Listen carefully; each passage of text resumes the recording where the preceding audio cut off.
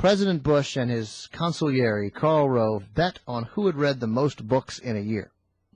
Mike McConnell, the director of national intelligence, told friends Rove won with 117 books, and Bush was a close second with 104 books.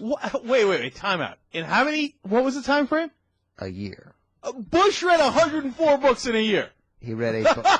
I'd be surprised if he read 104 words in the year. First of all, it doesn't work on 2 levels. One, I can't figure out if the story is true. But if this guy, if he's being serious, and Bush is claiming that he read 104 books in a year, first of all, it's patently untrue. It can't be. I mean, unless he's reading The Cat in the Hat, or nobody can read my pen. Well, that's a book every, roughly every 3 days. It's 2 books a week. Yeah. 2 books a week on the nose. By the way, that's clearly how Bush got to 104. Oh, totally. 2 books a week, 52 weeks a year, 52 times 2. 2 times 2 is 4. 5 times 2 is 10. 104. What a liar. What a terrible liar. 104. I'm being dead serious. I think there's a much greater chance that Bush has read 104 pages this year than 104 books. There are people who read 2 books a week. There's no question, and they're almost invariably smart and interesting people. Some people who read really fast, they take it in. But if Bill Clinton was a voracious reader, I don't think it's possible that Bill Clinton read 104 books a year because he was busy presidenting. Okay, that's my other point. Yeah, if he did, don't put him down. Read him next year. Read him in January of 2009.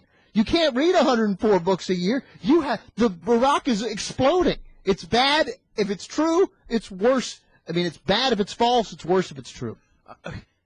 I have time to read maybe 2 or 3 books a year, and we do a radio show. Okay, I mean, I'm busy trying to keep up with the news. You know how much you got to read to keep up with all of the news, to figure out all the intricacies of Iraq and the Middle East and the rest of the frickin' world? Okay, this guy's got time to read 104 books John, and be the president of the United States of America?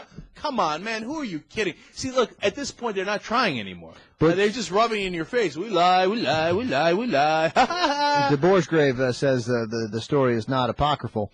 McConnell's predecessor is the nation's top spy master, he says, John Negroponte. Again, UPI, they're owned by Reverend Moon.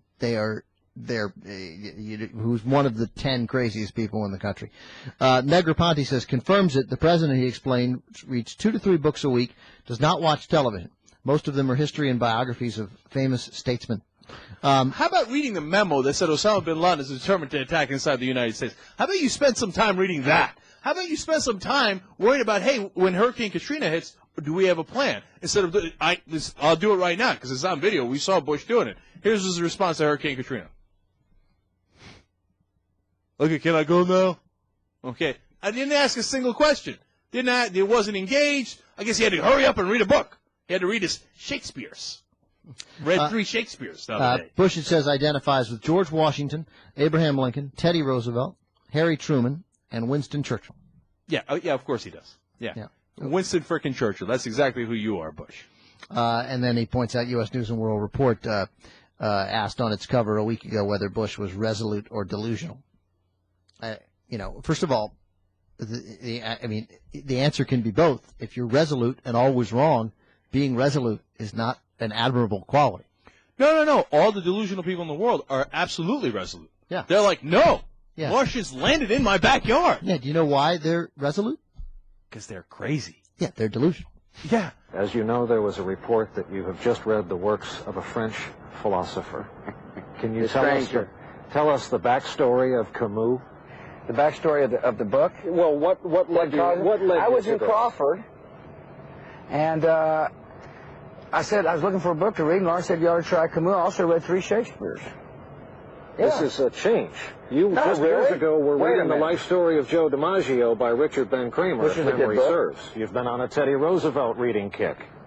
You and I discussed the last time we were here. I'm reading about the Battle of New Orleans right now. I've got an eclectic reading list. And now Camus. Well, that was a couple of books ago. But let me look. The key for me is to keep expectations low. Is that what everyone doesn't get? I don't know, Brian, what they get or don't get. My life. Here's the thing. I don't. Here's the thing. The great thing about the presidency is you're totally exposed, and people spend a lot of time, particularly if you're making decisions, and hard decisions, people spend a lot of time not only analyzing decisions, they analyze the decision maker. And I understand that. But a president must never let him let that get him off track. Even if you're frustrated that we're getting something wrong. You have to do what you think. If we're getting something wrong, we change it. How have you been read wrong? Oh, I don't know about read wrong. I mean, I frankly don't pay that much attention to it. I don't want to hurt people's feelings about it. Still not watching television, huh? I watched a good baseball game.